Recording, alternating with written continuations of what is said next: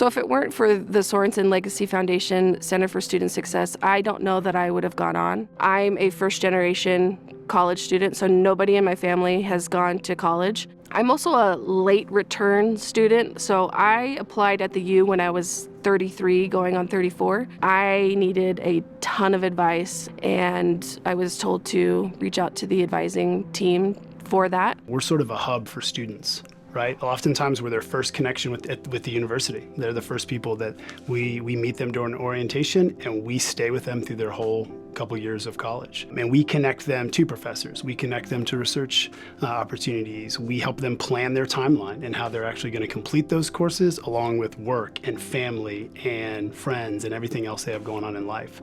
So we kind of can be a bit of a co-pilot for their journey. They're the pilot of their journey, but we can kind of co-pilot that journey with them. I definitely try to be, empathetic. I try to listen to them. I try to answer their questions. I try to think things ahead of time. Is this what you want?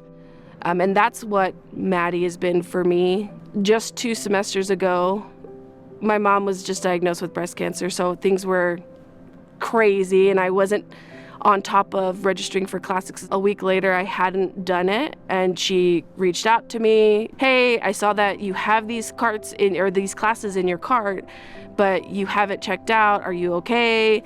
And when she emailed me, I was like, oh my gosh. And I would have missed out on this summer's classes had she not reached out, because I was a mess. I mean, our students are people first, right? Oftentimes we're the ones that know that student well enough, and we ask those questions and those open-ended questions so we can get to know them better and say, oh, have you thought about this?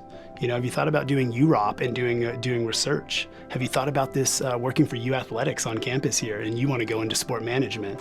So we get to know those students, so then we can actually connect them to those things that they may not have even been aware of, and sometimes they're not even sure that they can do. They're like, oh, I don't know if I could do that, Eric. I'm like, actually, I'm meeting with you each semester. I'm positive you can do that. We're having direct meetings with them, in-person, phone, and Zoom meetings, virtual meetings, which again is another thing that the center can do that meets them where they're at. My PRT students are everywhere. They may be in Idaho working for the U.S. Forest Service for that summer, but they can step away at a lunch and have a virtual session with me and plan out fall and part of spring. So that's nice to be able to do that. And I think we would like to expand some of those types of programs where we can meet students where they're at. It's like having a friend who's really concerned, is really genuinely wanting to make sure you succeed. So yeah, it was game changing.